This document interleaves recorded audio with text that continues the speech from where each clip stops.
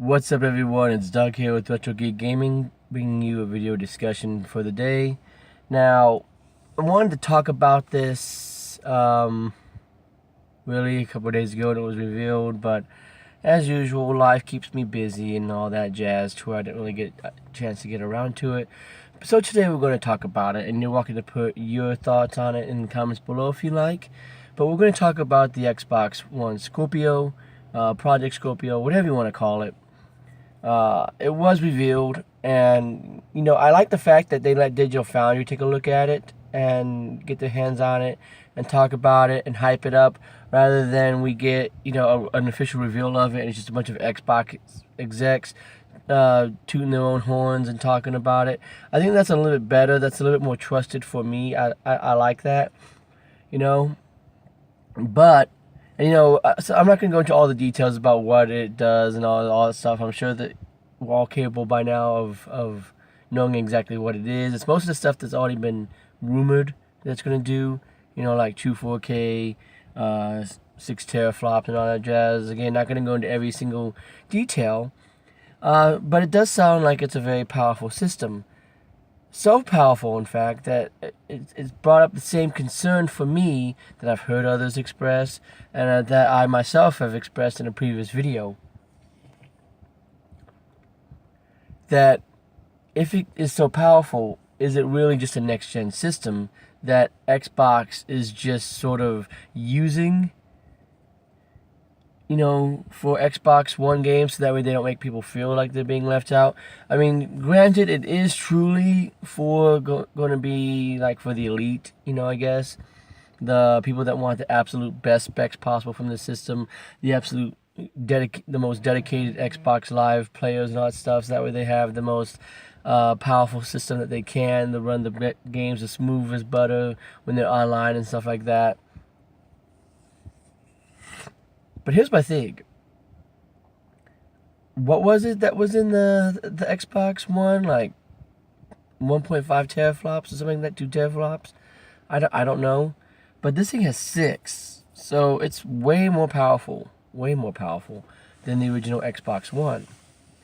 Which makes me think that it's going to be a next-gen system that just happens to be backwards compatible with Xbox One games.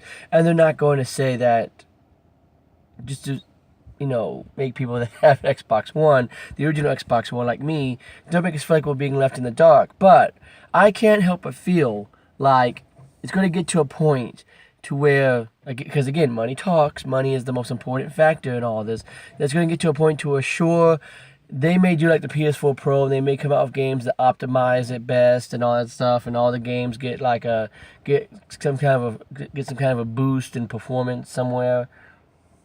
But I really am concerned that it's going to get to a point to where, more likely Bethesda, because Bethesda just has games that take up a lot of hardware and use some powerful specs and stuff like that. But it could be Konami, it could be Capcom, it could be anybody really. Capcom, yeah, I know I said Konami. Konami could come back into the game. You never know. But it could get to a point to where any of these manufacturers, any of these developers, anybody, whether they're a third-party developer, whether they're a first-party publisher, whoever, could say that we can't get this game to run on the original Xbox One. Could you just make it to where it works with the Scorpio? And they'll probably crunch some numbers, and they'll probably see, well, yeah, the original Xbox One install base is nothing compared to what we have on Scorpio. Go ahead and do it. And because of that, we could end up with a thing that's just like Xenoblade Chronicles on the new 3DS, in which it's a game that is designed to work for the new 3DS. The new Nintendo 3DS totes it well. It's a game that really does show off what the new Nintendo 3DS does, but compared to the amount of people that have original 3DSs, it's not really worth having, and I have a feeling that we're going to get like that. We're going to get to a point where there's probably going to be PS4 Pro only games, Xbox Scorpio only games that are going to make the most of that hardware that there's no possible way they can run on Xbox One, and then basically now we're in a new generation of consoles. Because now we're getting these consoles that can only work for these systems that can only work for, this type of hardware. And that's just where my concern mostly comes from. I'm probably not going to pick one up.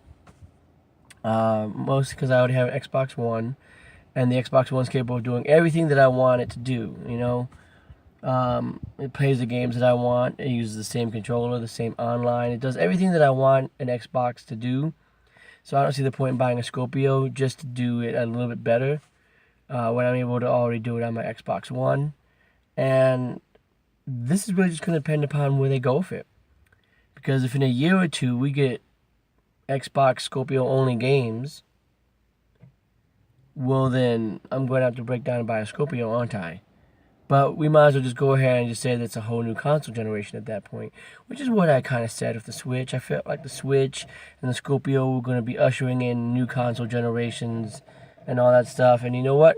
Hopefully this is something that brings Microsoft back, because while I have no issue with Sony being in the lead, and I have no and all that stuff, I do feel as though the Xbox One could use more games. And that's the good thing about the Scorpio, is at least it could probably bring more developers to the table, usher in new ways to play games, make it to it's more smooth to bring over PC games to where maybe it will entice people to make more games for the Xbox. And who knows, if in a year maybe I'll be playing my Xbox more than I'm playing any other game system as of right now. But only time will tell on that. Make sure that you put your thoughts in the comments below about what you think about the Xbox One Scorpio. Do you think it's going to be a brand new generation of systems? Do you think it really is just a more powerful rehash? And if it's a more powerful rehash, what do you think is really going to be different about it? Is it going to make it stand out other than just the high optimization? Or do you think that that's going to be enough? Yeah, I think that's going to be it for now, guys. Thanks for watching, as always. I keep apologizing for the delays in videos. I really keep meaning to talk about this stuff a lot sooner, but life just gets busy and hectic and all that stuff, and I'm sure we all can understand. But I'm at least trying to keep up with you guys, and hopefully you'll get to a more solid state to where I can start making videos on the regular. Have yourself a good one, guys. See you next time. Have a good one.